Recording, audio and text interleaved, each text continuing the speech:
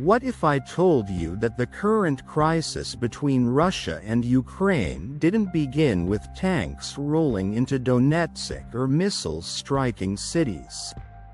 Instead, it was a slow-burning fuse ignited decades, even centuries, ago. A collision of history, power, and identity that spiraled into one of the most dangerous conflicts of the modern era. Let's unravel the layers of tension that brought us here, piece by volatile piece. Chapter 1. A Tale of Two Histories. To understand the Russia-Ukraine conflict, we need to rewind centuries to a time when these lands were deeply intertwined. Kyiv wasn't just any city.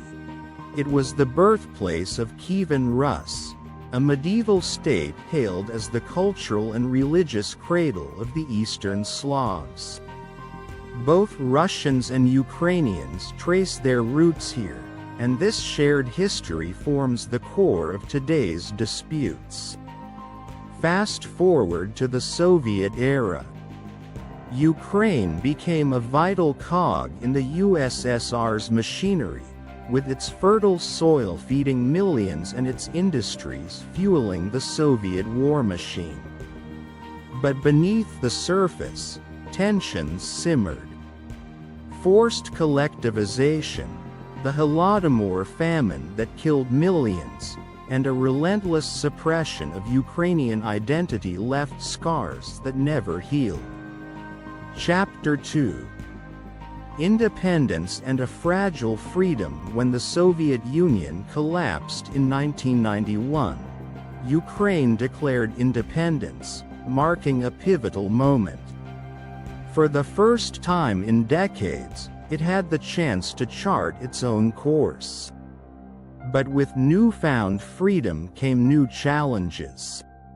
Russia, now grappling with its diminished superpower status, viewed Ukraine's independence with mixed emotions. Ukraine's strategic position, bordering Russia and boasting access to the Black Sea, made it more than just a neighbor. To Moscow, Ukraine was a vital piece of its geopolitical puzzle, and losing influence there felt like a blow to its global stature. Meanwhile, Ukraine struggled to balance its aspirations for democracy and Western alignment with its deep historical and economic ties to Russia. This delicate balancing act set the stage for future clashes. Chapter 3. NATO and the West, a wedge in the relationship. If there's one word that sets Moscow's alarms blaring, it's NATO. After the Cold War, NATO expanded eastward, welcoming former Soviet states like Poland, Hungary, and the Baltic nations into its fold. For Russia, this wasn't just a security concern. It felt like a betrayal of promises allegedly made to halt NATO's advance. Ukraine's growing interest in Western alliances became a red line for Russia. The 2008 NATO summit dangled the possibility of membership for Ukraine and Georgia, sending shockwaves through Moscow. To Russia, a NATO-aligned Ukraine wasn't just unacceptable, it was existential.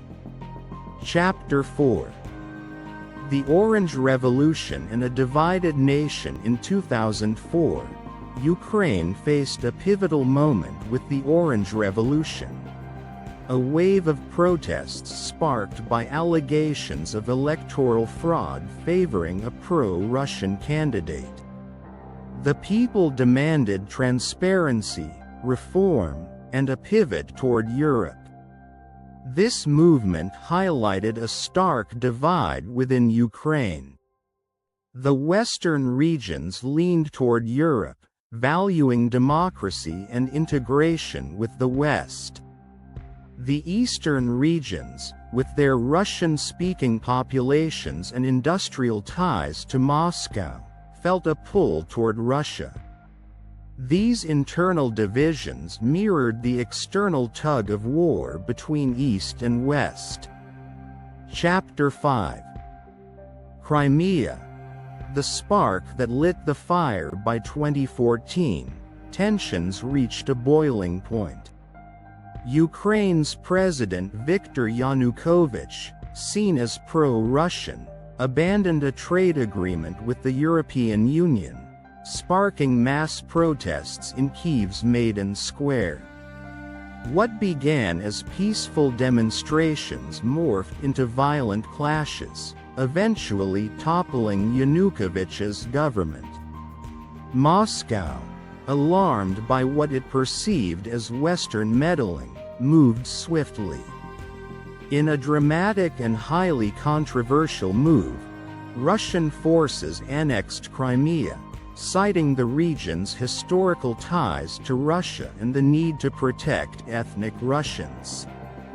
The annexation was followed by a referendum, deemed illegitimate by much of the world, but celebrated in Moscow as a patriotic triumph. Chapter 6. The Donbas War and a new status quo following Crimea. The focus shifted to eastern Ukraine, where pro-Russian separatists declared independence in Donetsk and Luhansk. Backed by Russian military aid and mercenaries, they waged a brutal war against Ukrainian forces.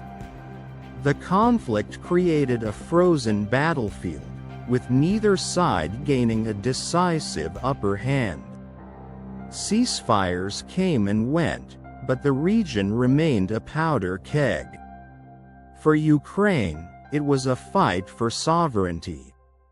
For Russia, it was a buffer against perceived Western encroachment. Chapter 7. Escalation to all-out war. By 2022, the world watched in shock as Russia launched a full-scale invasion of Ukraine. The pretext? Moscow cited NATO expansion, Ukraine's alleged mistreatment of Russian speakers, and the need for denazification. But the reality was clear. This was a war to reassert Russia's influence and prevent Ukraine from drifting further into the Western orbit.